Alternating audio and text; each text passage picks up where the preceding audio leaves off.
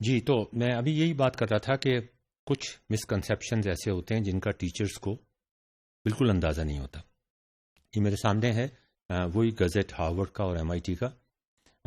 اس میں ایک سرخی ہے. اب یہ سرخی بھی بہت میننگ فل ہے.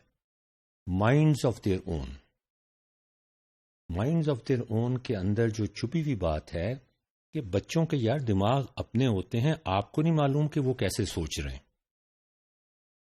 آپ کا دماغ سے وہ نہیں سوچتے، وہ اپنے دماغ سے سوچتے ہیں. یہ کہنے کو تو بڑی آسان بات ہے لیکن سمجھنے میں یہ بہت مشکل ہے.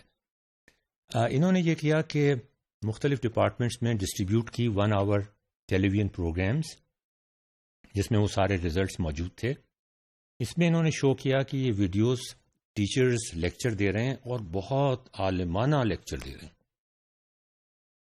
بڑی ڈیٹیل ایکسپلینیشنز دے رہے ہیں اسٹوڈنٹس کو، اپنی طرف سے پوری کوشش کر رہے ہیں. یہ بات یہ نہیں ہو رہی کہ وہ کام نہیں کر رہے، وہ ایبسینٹ ہو گئے ہیں، وہ پڑھا نہیں رہے، وہ پڑھانے کا شوق نہیں ہے. ایسی بات نہیں ہے. Giving detailed explanations of various scientific concepts, the material is presented clearly. فلمیں آپ دیکھ سکتے ہیں، ویب سائٹ پہ چلے جائیں ہارورڈ کی، گزٹ کا میں نے آپ کو بتا دیا، آپ وہ فلمیں دیکھ سکتے ہیں. یہ فلمیں انہوں نے کلاس روم میں بنائیں کہ کہیں ٹیچر تو ڈنڈی نہیں مار رہے، بالکل وہ اپنا کام صحیح کر رہے. جو وہاں پر رائج تھیں پیڈاگوجی کی تھیریز یا سوچنے سمجھنے کی تھیریز، یا جو اس وقت کے استاد یہ سمجھتے تھے کہ اگر اس طرح سے پڑھایا جائے تو کام بن جائے گا، اس کے تحت وہ بالکل صحیح تھا.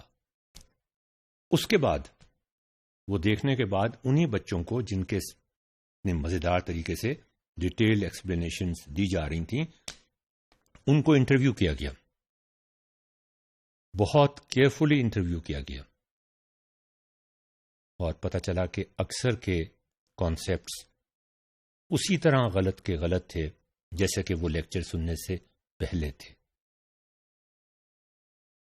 There is a reason behind it, and that you should find out that reason. بہت ضروری.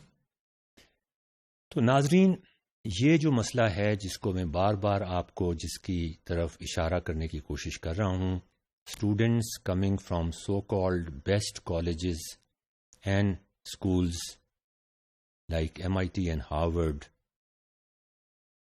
ان کے کانسیپٹس، بنیادی کانسیپٹس بہت ویک ہوتے ہیں، مگر وہ اسے ایکسیپٹ کر لیتے ہیں.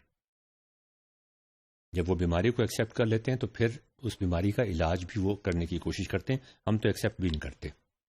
First admit the problem, go to the doctor, then we can think of solving the problem اور کیورنگ دا ڈیزیز.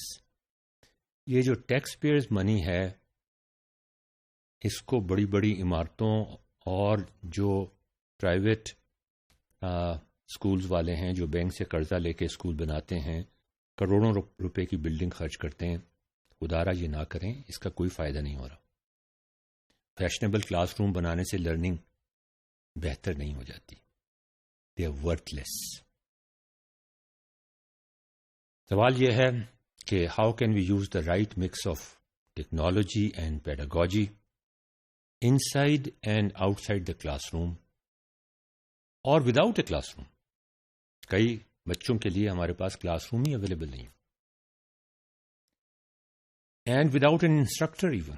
کئی بچوں کے لیے ہمارے پاس انسٹرکٹر بھی نہیں ہے، اور اس کے ہونے سے کتنا فرق پڑ جاتا ہے یہ بھی آپ دیکھ چکے ہیں. یہ دیکھیں جی، اب پرانے زمانے کا استاد جی 3 بچوں کو پڑھا رہے ہیں، انڈیویجول اٹینشن ان کو مل رہی ہے، بچے باادب ہو کے بیٹھے ہوئے. استاد جی کہتے ہیں کل میں نے تمہیں جیومیٹری کا پہلا قانون پڑھایا تھا اور وہ تم کو سمجھ بھی آ گیا تھا. یہ انہوں نے کسی طریقے سے چیک کر لیا، بہت تھوڑے بچے تھے، چیک کر لیا. تو آج ہم جیومیٹری کا دوسرا قانون سمجھنے کی کوشش کریں گے. میں ایک کہانی سے شروع کرتا ہوں. یہ ایک بچے کو ایڈریس کر کے کہہ رہے ہیں، اسے کہتے ہیں individualised attention. 1 school 1 teacher programme.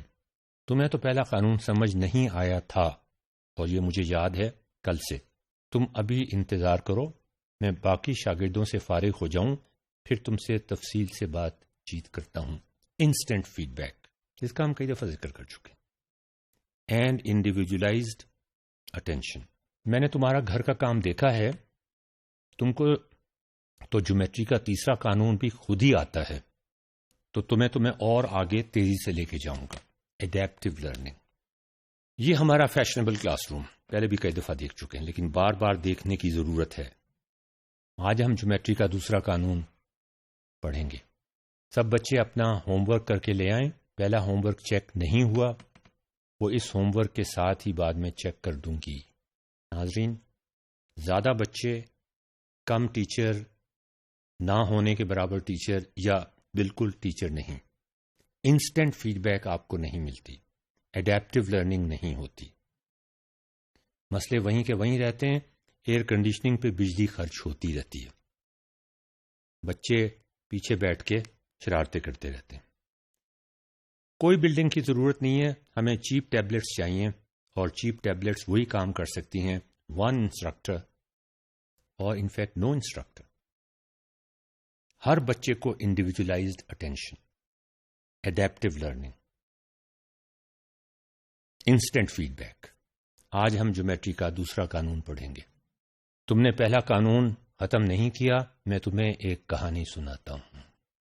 پرانے زمانے میں ہم واپس جا رہے ہیں، لیکن یہ ایک جدید زمانہ ہے. تم نے تو جیومیٹری کا تیسرا قانون بھی خود سے ہی حل کر لیا ہے. ہم تم کو کچھ اور زیادہ چیلنجنگ اسائنمنٹ دیتے ہیں. وہیں پہ پہنچ گئے ٹیکنالوجی کے ذریعے سے، اور آپ کی ساری پرفارمنس، ہر بچے کی individual performance minute by minute, second by second record ہو رہی ہے.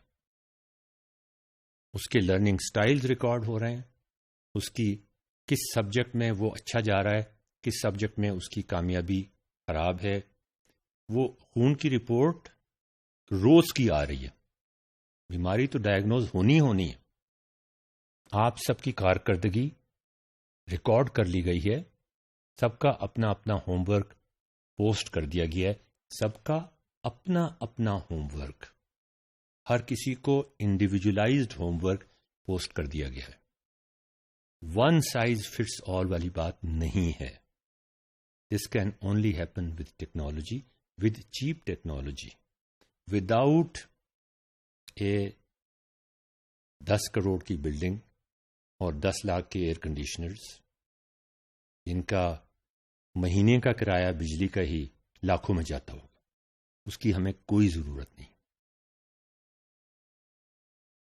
اچھا جی، اب اس چیز کو امپلیمنٹ کیسے کریں؟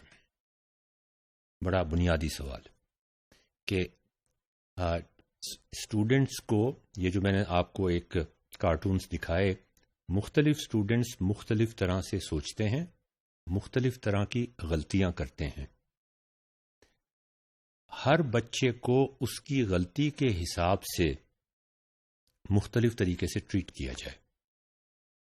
ایک بچے نے ایک غلطی کی ہے، اس کو اس کی غلطی کے حساب سے یہ احساس دلایا جائے کہ تم نے یہ غلطی کی ہے تو اس کا یہ مطلب ہوگا. کسی بچے نے دوسری غلطی کی ہے تو اس کو احساس دلایا جائے کہ تم نے یہ غلطی کی ہے، اس کا یہ مطلب ہوگا، کیا تم اس مطلب پہ یقین رکھنے کو تیار ہو. اور ابھی ہم ایک اسپیسیفک ایگزامپل بھی اس کی کرتے ہیں. جب یہ کچھ ہونا شروع ہو جائے گا تو ایک بات آپ یاد رکھیے کہ لرننگ کی تھیریز ہمیں ایک بڑا سنہری اصول بتاتی ہیں. تقریباً تمام لرننگ کی تھیریز اور لرننگ کے ایکسپرٹس ایک بات پر متفق ہیں کہ اگر آپ کوئی بات، کوئی کانسیپٹ، چاہے وہ میتھس کا ہو، چاہے وہ سائنسز کا ہو، چاہے سوشل سائنسز کا ہو، وہ کسی بچے کو سکھانا چاہتے ہیں. 1000 بچے ہیں، اور اس کے بعد آپ دیکھنا چاہتے ہیں کہ وہ اس کو کتنا سیکھ چکا ہے، اس نالج کو وہ کیسے استعمال کرتا ہے. میں رٹا لگانے کی بات نہیں کر رہا.